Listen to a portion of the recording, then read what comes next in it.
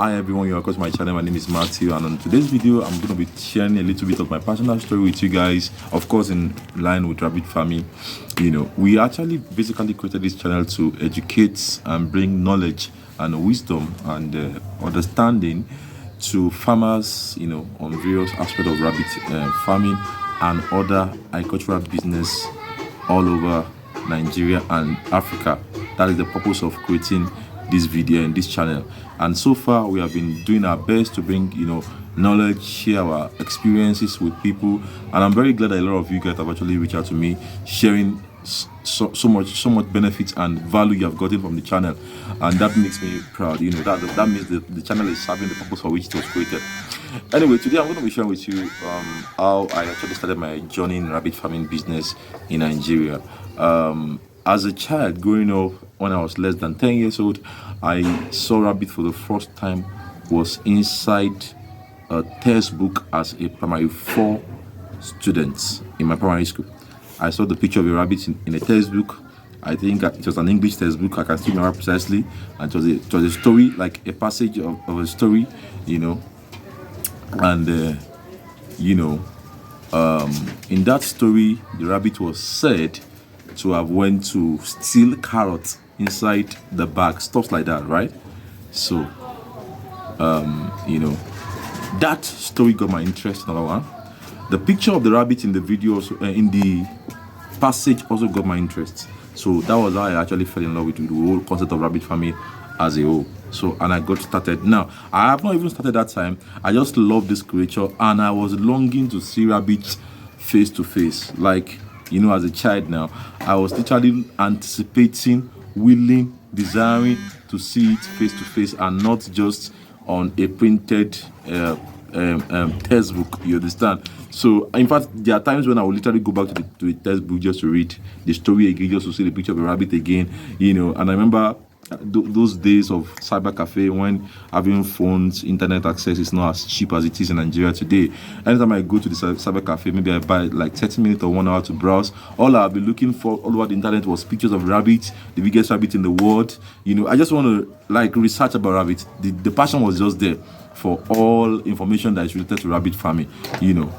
So I was just looking for information and pictures of rabbits all over the place. That was all that I was interested in. Rabbit. Anytime I go to the cafe, sometimes I'll be reading an information. Before you know what, the time is up. There was no free and cheap internet access like we have today back in those days. So that was how I got started. I just love rabbits. Then fortunately one day, I remember there was this shop of my mom where I was as a child, and then I used to go and fetch water from another compound, and then I went to that compound that particular day, and while fetching water I saw the rabbit for the first time face to face. You can imagine how I feel. Like goosebumps was all over me. I couldn't believe that this thing I've been longing for to see is right here in my eye. So there was this guy that was wearing a bit inside that compound where I always fetch water.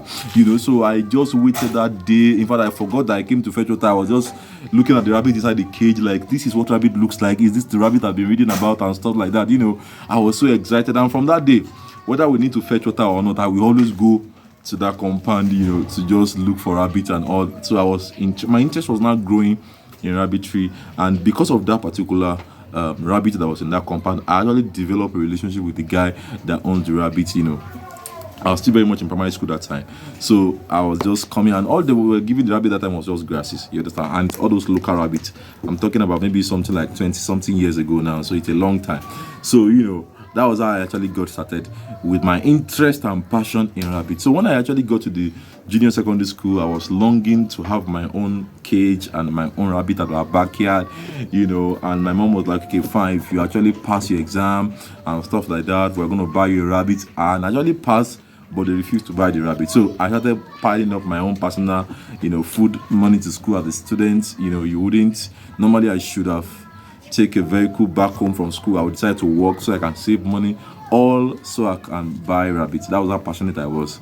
And then I also got some wood and stuff like that in the environment, in the community, and I was able to use all of that to actually build my first rabbit cage, right? So that was how I actually started. I got the rabbits as a child, and it was as if I've gotten the best thing in the world. Like, you can imagine, it's as if I've gotten the best gift ever in the world when I actually got it as a secondary school student in my junior secondary school precisely. So that was how I started, and because I was passionate, I loved the animal. I would give it everything from bread to leftover rice, leftover semo. Just name any food from kitchen. Of course, I was also giving it grasses, but there was no knowledge on how to raise rabbit that time. So I was also raising it anyhow I like. I was giving it everything. The rabbit was so big. The rabbit was overfed, literally, because I was giving it everything that human beings were eating. That was what the rabbit was eating. So it was like a pet, so like a pet rabbit, and I was treating it like almost like a human being. So that was how I got started that time, raising them, casually. But fast forward from my junior secondary school to my senior secondary school, now I have a better knowledge on rabbit farming. But not as much as I do now, of course, but I know it's at least better than when I started just that time. So at the time I was in SS2, sorry, my rabbit has increased. I now have more cages. I now know how to breed them. I now know, how to take care of them when they give birth and stuff like that. Initially, actually, the first rabbit I actually had, which is why we have to create this channel, because there's a lot of misconception when you seek knowledge about rabbit farming from people out there. One of the misconceptions I got that time, which actually made me to lose the first rabbit that was pregnant on my farm as a child. I'm talking about 20-something years ago now, so it's not recent. I was told that the rabbit must be injected before they can give birth and all. So this rabbit that was not sick, I took it to the vet store. I told him I want it to be injected, and the vet didn't even ask me that what's wrong with the rabbit. He just told me you're going to pay such amount of money. I paid, and the guy just injected it without a diagnosis. You can imagine that. So the rabbit just screamed and gave up the ghost. That was how the rabbit died, right in the hand of the vet doctor. I began to cry. It was so painful. Like, what's going on? That rabbit should have been the first ever rabbit that would give birth, in my little backyard farm that I was doing that time. So the rabbit died, and then the vet could not do anything. It was so painful. I went back home. I opened up the stomach. That was where I realized that the rabbit actually has 8 babies inside the stomach that should have been delivered, But because they injected her, without any situation that is going on, the rabbit, I don't even know what they injected at that time, so I can't even say. But the rabbit died, so I had to bury it, and that was it. But later on, I had another one that gave birth, and it multiplied. Now, when I was in SS2, my secondary school was just starting, and then they have not been, accredited by the College of Education, the Ministry of Education, sorry, and they were sending some inspectors to come and check the school and all those things. So, and the school was trying to come up with a kind of a young farmers club, which I was a member of, and then we brought rabbits just to the school, to be there for a few days. And one of the days when the rabbit was there, which was actually my own rabbit, not the school rabbit, those that came for inspection were impressed to realize that a new secondary school actually has a school farm, with rabbit and all those things, so that animal and the students can learn practical knowledge and all those things. But the rabbit were not school rabbit. They were owned by me, But I was all doing this thing for passion. I love what I was doing, so the interest was high, So that was how, the school was later accredited, and everybody was excited. The school, principal, the teachers were very happy that I brought my rabbit, and all. Afterwards, I took it home. So all this while I was just learning, one or two things. We were basically giving the rabbit grasses that time, grasses and maybe some kitchen waste, things like yam peel, potato peel, plantain peel, and stuff like that. Those were the things that the rabbit were basically eating. We were not doing it commercial, and my knowledge was limited. I don't know anything about their medication. I don't even know they need medication that time. So I was just raising them, casually out of passion. But passion without knowledge, it's not the best. So apparently that was how I started my rabbit farming journey. Just passionate about the whole thing, and everybody knew my environment. They knew I was passionate for them. They knew that when it comes to what interests this young guy the most, it is always rabbit. So now fast forward to I think that should be 2016 thereabout. I spoke on Galaxy TV on rabbits and grass cutter farming that time, and it gave me more visibility in my business. More people began to contact and all those things.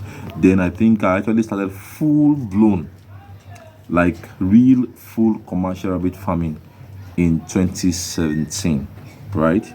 Yes, it was 2017 I actually started, rabbit farming. I was going to raise some of them when I was in university, but university didn't give me the opportunity. There was no time. The commitment was so much and all those things, so there was not really much time to have rabbit and manage them because of the commitment they could need.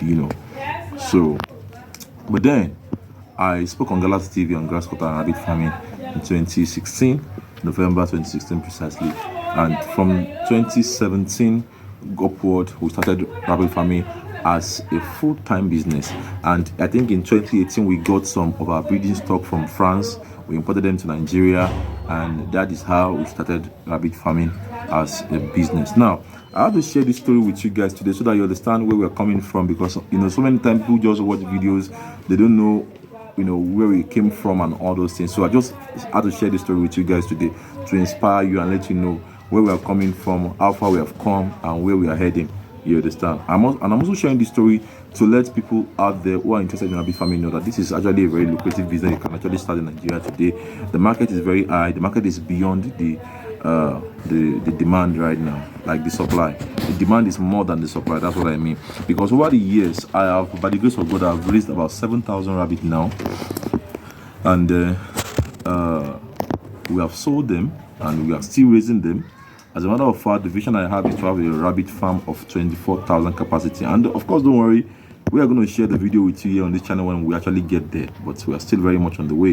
And I'm very glad that a lot of you guys who are watching my channel videos are beginning to reach out to me. People with passion, people with vision, people who want to do rabbit farming on a commercial scale. You see, rabbit farming business is not just lucrative in Nigeria, it is a global business. So whatever we are trying to do in Nigeria right now, we are not going to be the first, right?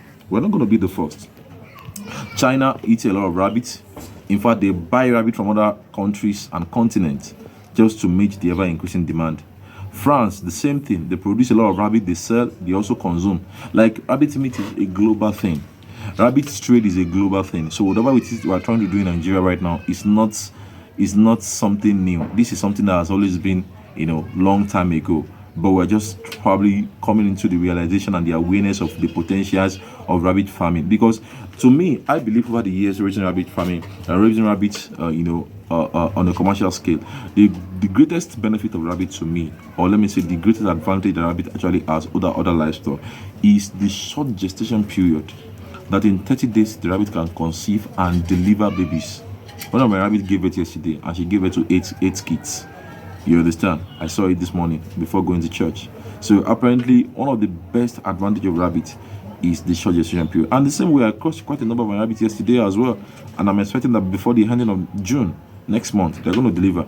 So there is a short pregnancy period, thereby making it easy to produce them in large quantity.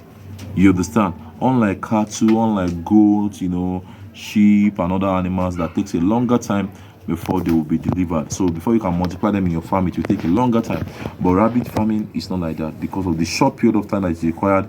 That makes it easy. That makes it the best, agri business venture that you can actually consider. And another major benefit of rabbits is that the fact that they don't eat like chicken.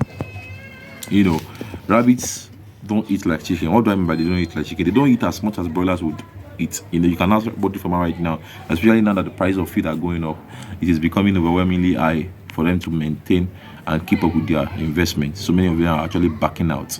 You understand? And the good thing about rabbits is that rabbits eat varieties. Apart from their processed feed, which we sell actually, they also eat grasses and quite a number of stuff, so making it easy for you to feed them, making it easy for you not to to feed them without spending so much, without breaking the bank. It's economically friendly to actually set up a rabbit farm and run it successfully. You understand? So that is it. We have been going on. God is helping us, and I think currently now in Nigeria, our farm is actually known to be one of the best source for very good quality exotic rabbit breeds that you can use to start your own rabbit farming endeavor. If you want to get the best rabbit breeds, for quality assurance, you can get it from us. Most of our customers are on this channel, and of course they have witnessed the quality of what we supply. So if you want to get the best rabbit breeds, you can definitely get them from us. And you see, rabbit industry right now has actually gotten to the point where we are strictly raising hybrid rabbits. What are hybrid rabbits? I told you my story of how I started back then. What I had back then were very local rabbits.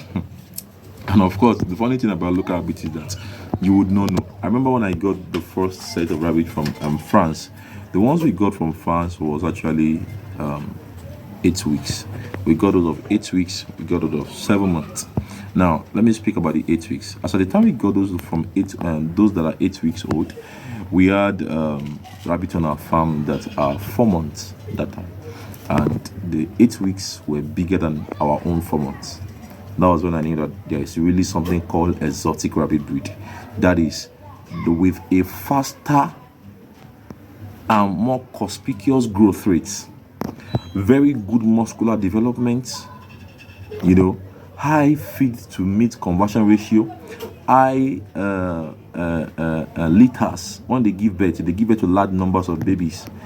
Survival rate is higher, low mortality, resistance to diseases. These are the characteristics of hybrid rabbits. This is what they are all about. This is what they are all about. And that's the phase we are in the rabbit industry in Nigeria today. If it is not hybrid, that means you are going to have to spend a lot more feeding your rabbits before your rabbit attain body weight, which is not good at all. I remember there was a woman that I interviewed on this channel about 3-4 years ago when she actually got rabbit from us.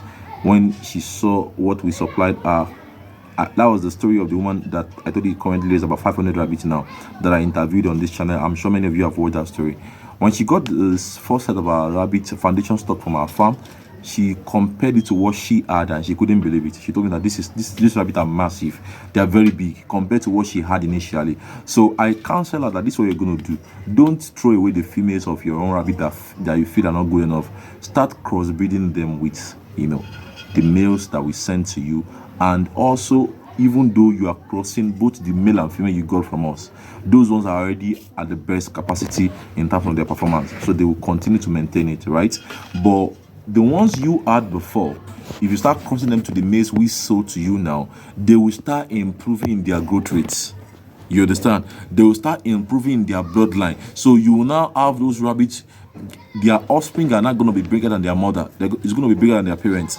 And that will be the first filial generation. By the time you cross it back to that same male again, then the second filial generation will not be balanced. You understand? That is how to improve your farm. And when I actually did the video with her, she has very good quality rabbit, all because she got the right breed from us. So where I'm going is that if you're starting a rabbit farm in Nigeria or any other part of the world today, you must be very, very specific and determined as touching the place where you get the quality of your breeding stock, because the quality of your breeding stock will actually go a long way to tell on the success you will have in the business. You understand? The woman, since she got the breeding stock from us, has not ceased to buy from us. She has continually buy again and again and again. And the reason is because she saw the quality of what we sold to her. She saw the quality of what she got, and she also had instances where our customers begin to buy more from her because they saw that, oh, you now have very good rabbits. So that's exactly the point. Your selling point becomes the quality of what you are raising. So if what you are raising is not quality, then people will not be interested. Immediately people realize that there's another person that has a better quality than yours. That's where they're going to go, right? So you must be very, very sensitive. You must be very, very intentional about starting a rabbit farm with quality rabbits, not the one. There was a particular rabbit we used to call back in those days. I'm sure those that started rabbit farming long time ago will know this word. We used to call them a cookie rabbit. This a cookie actually, their name is not a cookie. We named them that a cookie. And the reason why we named that a cookie is because no matter how you feed them, they are not just going to grow. They will be dragging. You feed them by 6-7 months, they are still going to be looking as if they are 3 months. That is a cookie rabbit for you. You kept feeding them and feeding them. You kept spending money and spending money. It will not even reflect. It won't show. That's a cookie rabbit breed for you. They just won't grow.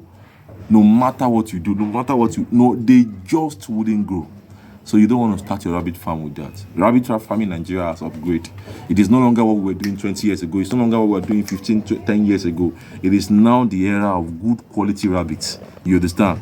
I was telling someone the other day, he told me, he said, Dutch breed are known to be, small body sized rabbit. That's not true. On our farm, we have Dutch rabbit of 4 kg, 4.5 kg. How do you explain that? That is a Dutch breed, breed that is as big as the Hylas.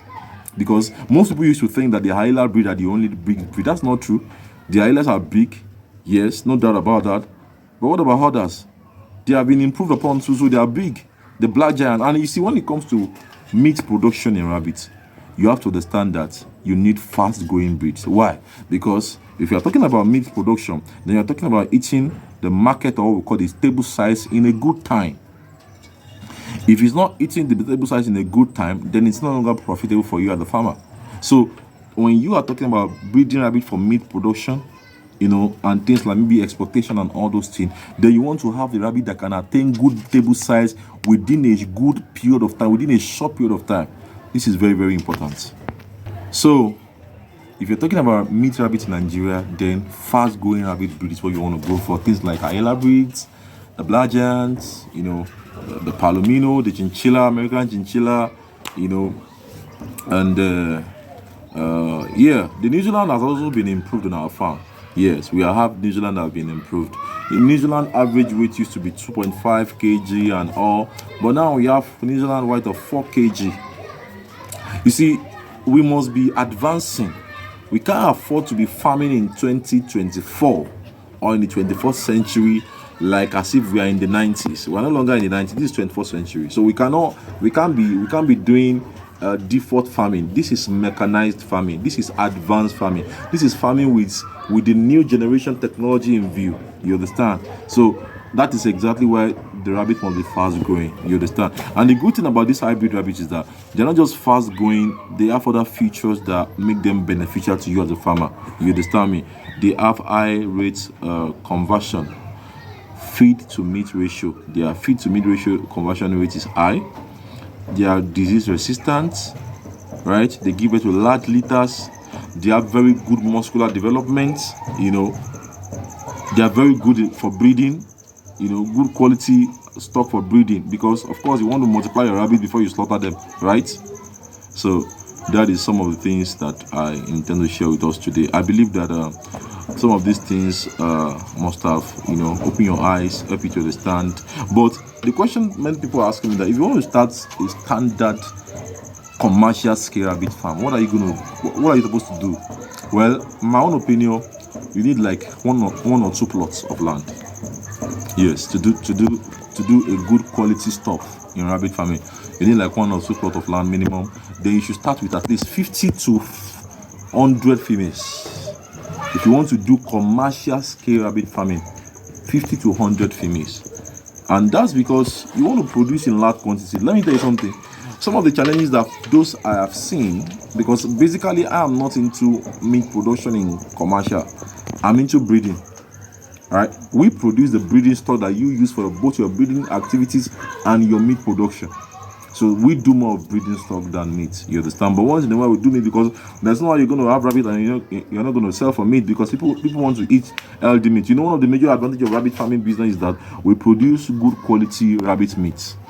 And rabbit meat is of low cholesterol fat, almost no cholesterol fat at all. That is exactly what makes them to be desirable, exceptional, of great value to health, and so many diseases. People with certain illnesses are recommended to eat rabbit. For example, arthritis. People with arthritis are recommended to eat rabbit meat. People with hypertension are recommended to eat rabbit meat. People with high blood pressure are recommended to eat rabbit meat. So many health functions that rabbit actually do offer great value in terms of the meat to those kind of people, to help them experience recovery faster. You understand? These are more a benefit of rabbit meat, and for this reason it is expedient that more rabbit farmers should come on the scene so that there can be more rabbit meat. You see, I used to tell people something. In Nigeria right now, rabbit meat is not even sufficient to meet the ever increasing demand. The demand for rabbit meat right now is high, right? So it's not a problem of demand. The market is not a problem right now. You understand? The problem is the availability. You understand? You must have like 2 plots of land and like 100 to 50 females. You understand? So that when they produce, you have a lot of rabbit on ground. You see, many people have actually tried to do rabbit meat production in large capacity. their constraints so far I've realized is that they don't know. Most people are always surprised to realize how much interest and desire and demand people have when they have tasted rabbit meat. You know, when people eat rabbit meat, some of them have never eaten it before. They'll be like, wow, this thing is so delicious. And then when you tell them about the health benefit, they'll be like, oh, so it's actually delicious and healthy compared to the white and the red meat like cattle and other things that people eat. You understand? So now they want to get more and more and more. And before you know what, someone with maybe just a 50 capacity rabbit or maybe 100 capacity rabbit farm, I give you less than 2 months, all your entire rabbits on the farm are gone, and then you need quite a number of more months to produce rabbit again for people, for slaughter for people, right? Now the truth of the matter is that you probably don't have all that time, you know, because your customers are coming back to you to buy, and all you are telling them that you don't have, so they are discouraged, right? So they want to go to another place, or probably just feel that okay, the rabbit meat thing is a one-off thing, because now I've eaten it before, I've tasted it now, I want to get more and it's not available. So if you want to do rabbit meat production, you probably need to start with like 50 females to 100 females capacity. You understand? And when you do that, then it becomes easy for you to produce for a long time, maybe like 6 months or 8 months, you know, before you think of start slaughtering rabbit meat for people. That way you have enough rabbit for slaughter, because they have grown and their parents are still producing. So it will take a long time for you to you're not going to run out of stock easily. And let me give you an idea that they're using in Ethiopia. Another thing they do in Ethiopia is that they actually form a club, like an association, like a cycle of farmers, you know, maybe like 10 farmers or maybe 15 or maybe 50 farmers depending. And then they all of them set up farms, you know, have rabbits and probably get trained and stuff like that, you know, and then that way they can produce in large numbers and then supply it maybe to the main person who spearhead the projects. And that way the person, if he's doing a slaughtering by himself or selling to, you know, malls like ShopRite or any other places, you know, or even doing exportation, because currently now Ethiopia, even though it's an African country, Ethiopia is currently exporting rabbit meat to China. Yes, you know. So but the only way even though the time I watched the video, you know, someone sent it to me, they have not even, you know, supplied their first you know, set, but they already reached the agreement with the Chinese government, you know. But now they are also trying to raise, you know, rabbits, so it will take some time for them to be able to meet up, you know. So that's the only way. So you're constrained with rabbit meat production for consumption and for the people, especially in Nigeria, is having rabbit meat available. If there's no sufficient rabbit meat, you know, for slaughter, then you have a business. So that's why I say that if you want to do a commercial scale rabbit farm, you need like 2 plots, a plot or 2 plots, then 50 females to 100 females to start with. Then you give yourself some good time to breed them and multiply them.